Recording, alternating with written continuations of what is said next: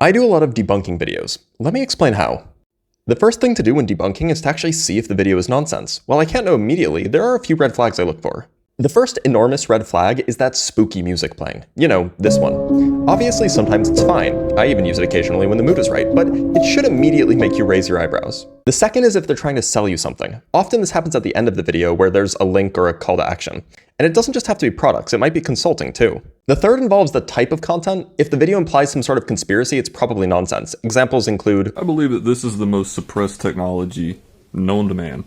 Or, and of course, the archaeological gatekeepers of the world insisted this is just coincidental. most of the time, conspiracies just aren't true. That said, these red flags don't automatically imply the video is nonsense, but they should set off alarm bells. Anyway, on to how it's done. But in case anyone was worried, it turns out that you don't actually need expertise in a particular field to debunk these kinds of videos, although it definitely helps.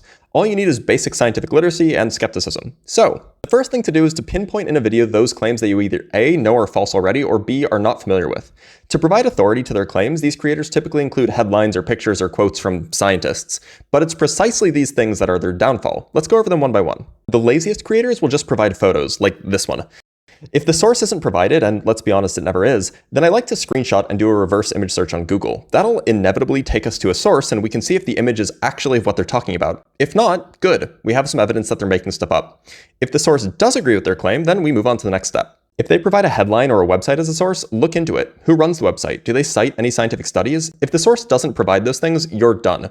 Their evidence has lots of claims, but it's basically just a blog post. Nothing to see here. However, if you can find a scientific study backing up the claim or a quote from a scientist defending the claim, look into the authors of the study or the quote. Do they work at a respected university? Do they work in the field they're talking about? Do they publish in respected journals?